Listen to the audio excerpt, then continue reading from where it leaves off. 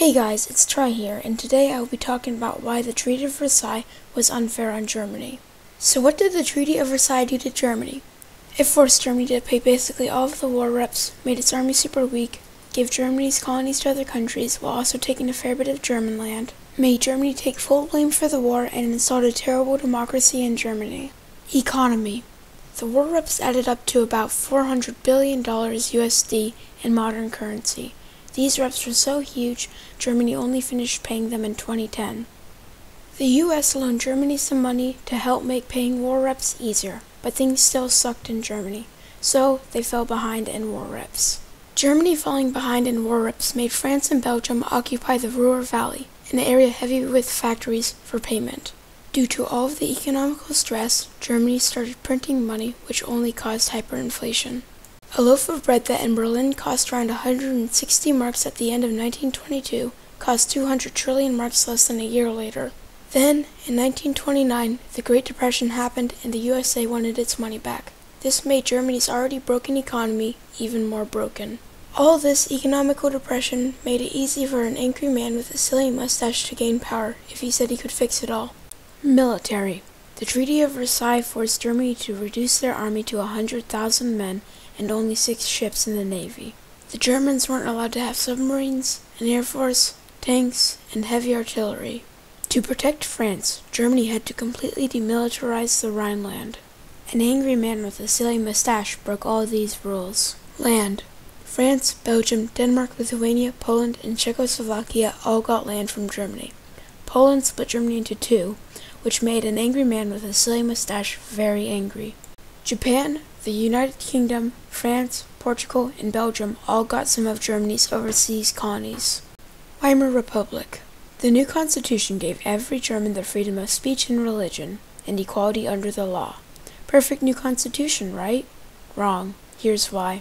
Proportional democracy. Each party got the same percentage of seats in parliament as the percentage of votes it received in an election. This meant there were lots of small parties in parliament, which made it very hard to pass laws. Article 48. Article 48 in the Constitution of the new Weimar Republic allowed the president to act without Parliament's approval in an emergency.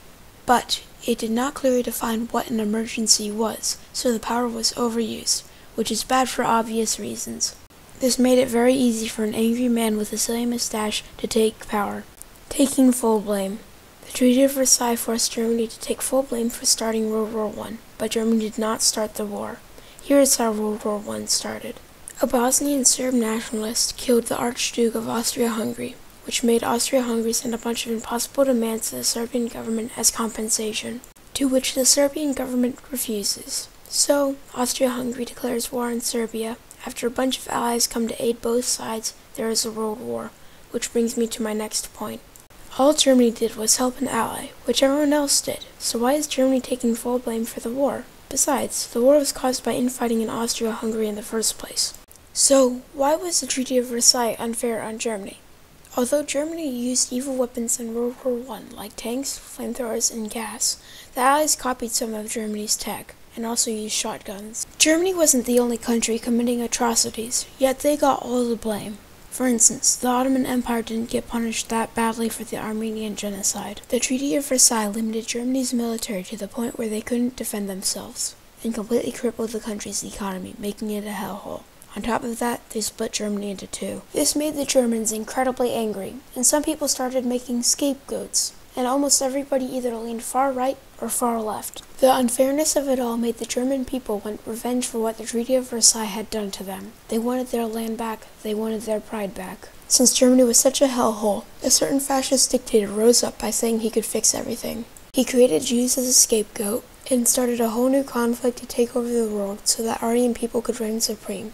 Many of the Germans supported the idea, but if you didn't, you were executed. This conflict was known as World